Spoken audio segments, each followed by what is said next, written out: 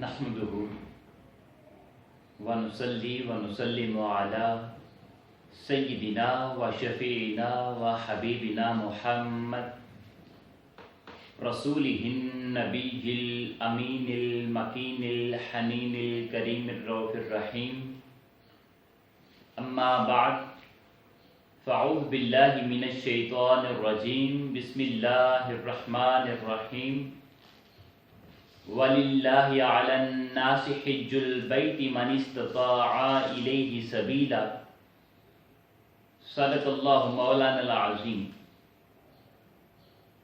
معزز سامعین و ناظرین، دروس عرفان القرآن کی ایک نشست میں ہم حاضر ہیں۔ آج کی اس نشست میں ہمارا موضوع اصطلاحات حج ہے۔ معزز سامعین و ناظرین، ممکن ہے کہ بہت سارے لوگ ایسے ہوں جو حج کر کے آئے ہیں، لیکن اگر ان سے پوچھا جائے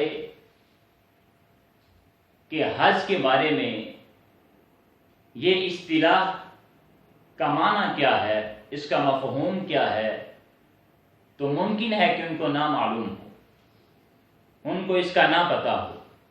لیکن بہت سارے لوگ ایسے بھی ہیں جو ان اصطلاحات کو جانتے ہیں، اور جو جانتے ہیں وہی صحیح معنوں میں ایام حج سے مستفید ہو سکتے ہیں۔ لہذا ایام حج سے صحیح معنوں میں مستفید ہونے کے لیے اور تعلیمات حج کو سمجھنے کے لیے ہمیں اصطلاحات حج کو سمجھنے کی ضرورت پڑے گی۔ آج ہم اختصار کے ساتھ فقط اصطلاح بیان کریں گے، اس اصطلاح کا مفہوم کیا ہے اختصار کے ساتھ وہ آپ کے سامنے بیان کریں گے۔ پہلی اصطلاح وہ حج ہی ہے کہ حج سے کیا مراد ہے۔ حج کا معنی ہے کہ مقررہ دنوں میں مخصوص عبادات کے ساتھ اللہ رب العزت کے گھر کی زیارت کرنے کو حج کہتے ہیں۔ حج کے لیے دن جو ہیں وہ مقرر ہیں، ان دنوں کے علاوہ کسی اور دنوں میں اور ایام میں حج نہیں ہو سکتا، اور نہ ہی اس مہینے ذو الحجہ کے علاوہ کسی اور مہینے میں حج ہو سکتا ہے۔ لہذا حج کے لیے مقرر دن ہوتے ہیں۔ تو حج کا مفہوم ہے کہ مقررہ دنوں میں مخصوص عبادت کے ساتھ اللہ رب العزت کے گھر کی زیارت کرنے کو حج کہتے ہیں۔ عمرہ کسے کہتے ہیں؟ عمرہ کے اندر مقررہ دن نہیں ہوتے، بلکہ یہ جو مقررہ دن حج کے ہوتے ہیں ان کو چھوڑ کر اس کے علاوہ سال میں کوئی بھی دن ہو، کوئی بھی مہینہ آ جائے، انسان ان دنوں میں اور ان مہینوں میں عمرہ ادا کر سکتا ہے۔ عمرہ کا مفہوم کیا ہے؟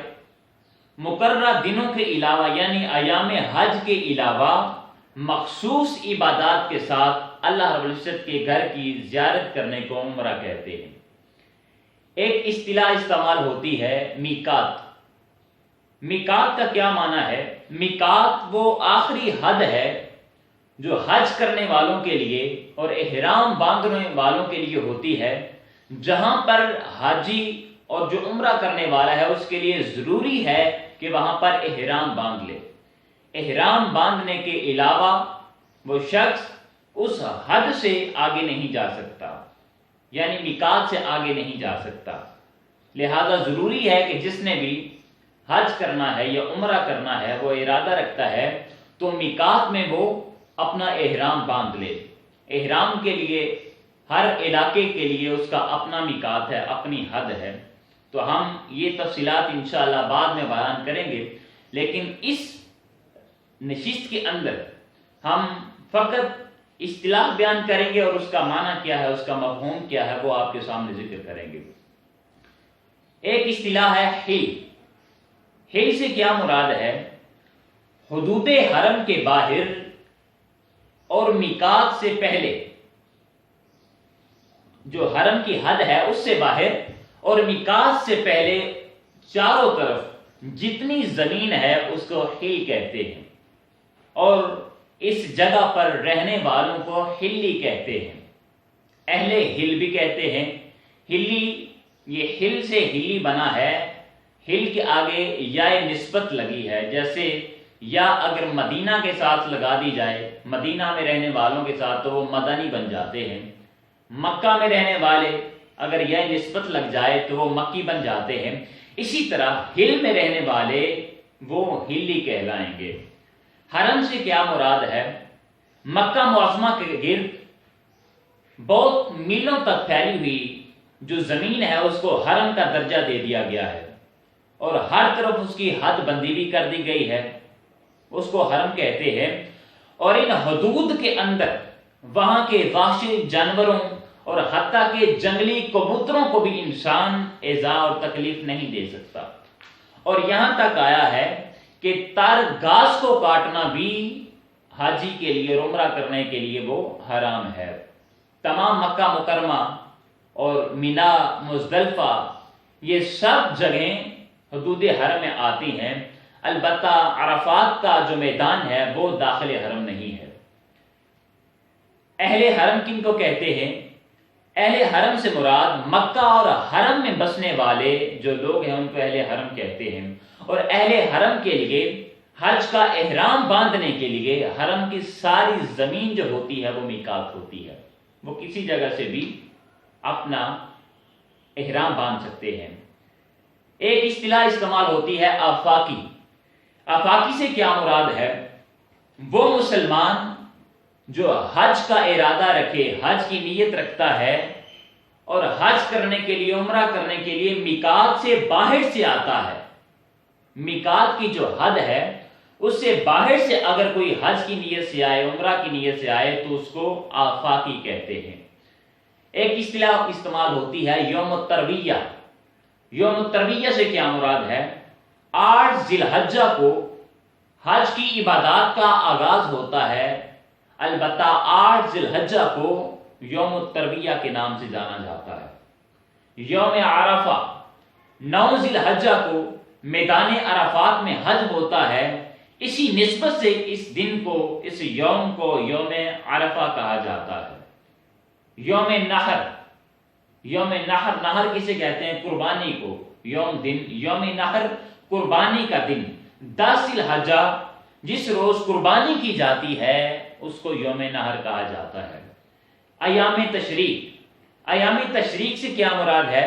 9 ذی الحجہ کی فجر سے لے کر 13 ذی الحجہ کی عصر تک یہ جتنے ایام بنتے ہیں ان کو ایام تشریق کہتے ہیں۔ یہ 5 ایام بنتے ہیں، 9 سے لے کر 13 کی عصر تک، ان کو ایام تشریق کہتے ہیں۔ اور ان دنوں میں ہر فرض نماز کے بعد تکبیر تشریق پڑھی جاتی ہے۔ تکبیر تشریق کیا ہے؟ اللہ اکبر، اللہ اکبر، لا الہ الا اللہ واللہ اکبر، اللہ اکبر وللہ الحمد۔ یہ تکبیر 9 ذی الحجہ سے لے کر 13 ذی الحجہ کی عصر تک ہر فرض نماز کے بعد پڑھی جاتی ہے۔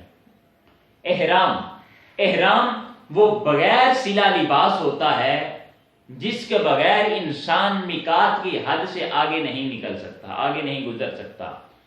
ایک اس میں 2 چادریں ہوتی ہیں جو مرد کا احرام ہے، ایک چادر تہبند کے لیے استعمال ہوتی ہے اور دوسری چادر وہ انسان اپنے اوپر اوڑھتا ہے۔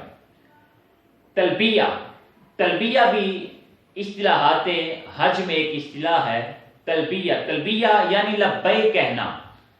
تلبیہ کیا ہے؟ لبیک اللہم لبیک، لبیک لا شریک لک لبیک، ان الحمد والنعمت لک والملک لا شریک لک۔ یہ احرام جب انسان باندھتا ہے تو ایک مرتبہ زبان سے تلبیہ کہنا یہ ضروری ہے اور نیت کرنا یہ شرط ہے۔ ایک اصطلاح ہے استباء۔ استباء جب انسان طواف شروع کرنے لگتا ہے تو اس سے پہلے استباء کرتا ہے، یعنی جو احرام باندھ رہا ہوتا ہے، جو چادر اوپر اوڑھنے کے لیے استعمال کرتا ہے انسان احرام کے لیے، تو اس کا طریقہ کیا ہوتا ہے کہ وہ چادر دایاں کندھا جو ہوتا ہے اس کے نیچے سے بائیں کندھے پر ڈال دی جاتی ہے، اور دایاں شانہ دایاں کندھا اس کو خالی رکھا جاتا ہے۔ اس کو استباء کہتے ہیں۔ استلام بھی اصطلاح ہے۔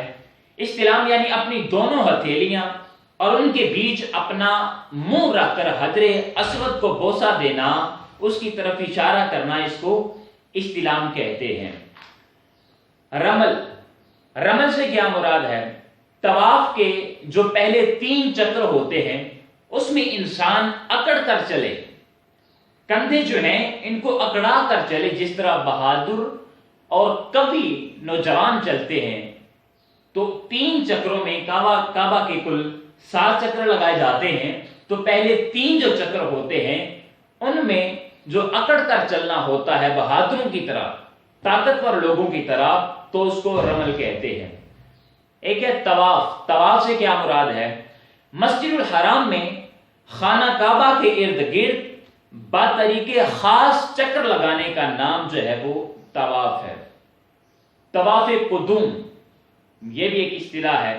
مکہ المکرمہ میں داخل ہونے کے بعد جو پہلا طواف کیا جاتا ہے، جو ہی مکہ مکرمہ میں داخل ہوئے، حرم کعبہ میں داخل ہوئے، جو پہلا طواف کیا جاتا ہے خانہ کعبہ کا، اس کو طواف قدوم کہتے ہیں۔ اور یہ ہر آفاقی جو بھی آتا ہے اس کے لیے یہ طواف کرنا یہ مسنون عمل ہے، جو حج افراد یا حج قران کی نیت سے مکہ معظمہ میں داخل ہوتا ہے۔ طواف زیارت کسے کہتے ہیں؟ طواف زیارت حج کا رکن ہے۔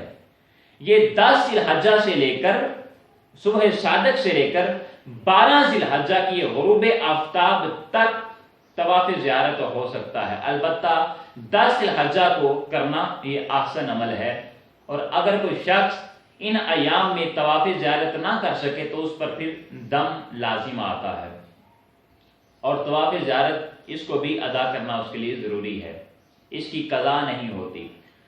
طواف وداع سے کیا مراد ہے؟ بیت اللہ شریف سے واپسی کے وقت جو طواف کیا جاتا ہے، انسان نے اپنا عمرہ مکمل کیا، حج مکمل کیا، تو اس کے بعد وہ اپنے وطن واپس لوٹ رہا ہے، اپنے گھر واپس لوٹ رہا ہے، تو آخری جو وداعی طواف کیا جاتا ہے اس کو طواف وداع کہتے ہیں۔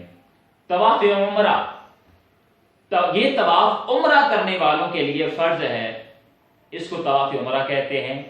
سعی سے کیا مراد ہے؟ کوشش کرنا، صفا سے مروہ اور مروہ سے صفا تک آنا، اور میلین اخضرین کے درمیان دوڑنا، یہ سعی کہلاتا ہے۔ میلین اخضرین یہ کیا ہے؟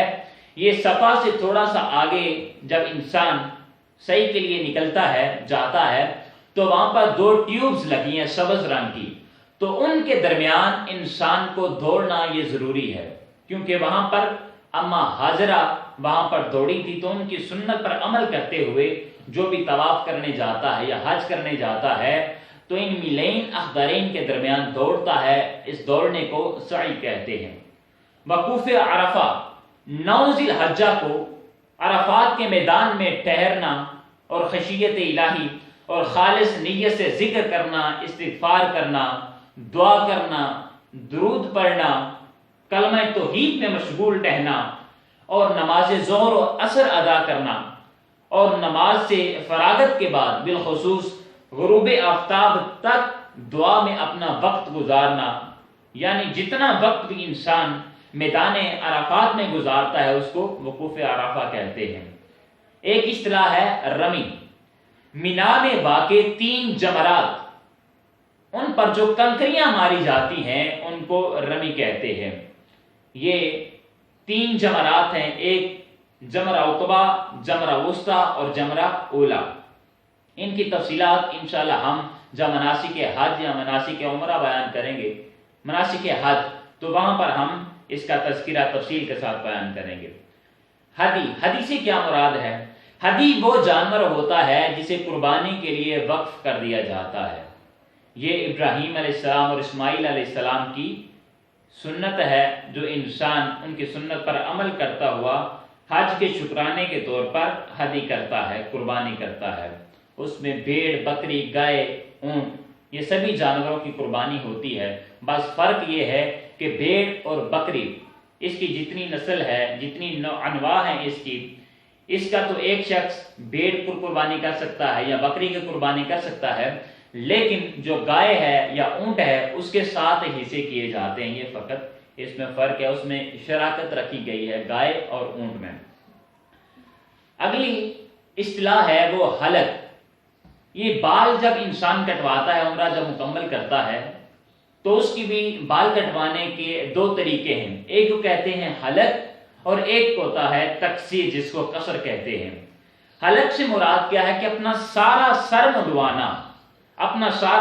منڈوانا، یہ افضل عمل ہے، کیونکہ آقا علیہ الصلوۃ والسلام نے ارشاد فرمایا اللہم اغفر للمحلقین، اے باری تعالیٰ حلق والوں کو بخش دے، ان کی مغفرت فرما۔ تو جو اپنا سارا سر منڈواتا ہے، مکمل طور پر اپنے بال صاف کرتا ہے سر کے، تو ان کے لیے تاجدار کائنات صلی اللہ علیہ وآلہ وسلم نے دعا فرمائی۔ قصر سے مراد یہ ہے کہ بال چھوٹے کروانا، اس کی بھی اجازت ہے۔ اب بال جو چھوٹے کروانا چاہتا ہے تو اس کی کیونکہ اجازت دی گئی ہے، اب کتنے بال کم از کم چھوٹے کروائے؟ ایک پورا جو ہے، اتنے کم از کم بال چھوٹے کروانا یہ عمرہ اور حج کرنے والوں کے لیے ضروری ہے۔ اور عورت جو ہے اس کے لیے ضروری ہے کہ وہ اپنے بال جو ہیں ان کو ایک پورا کم از کم اتنے کٹوائے، چھوٹا کروائے۔ تو اس کو تقصیر کہتے ہیں، اس کو قصر کہتے ہیں۔ یہ چند اصطلاحات حج ہم نے آپ کے سامنے بیان کی ہیں۔ اللہ رب العزت کی بارگاہ میں دعا کرتے ہیں کہ اللہ پاک صحیح معنوں میں ہمیں دین کے احکامات کو سمجھنے کی توفیق عطا فرمائے۔ وما علینا الا البلاغ المبین۔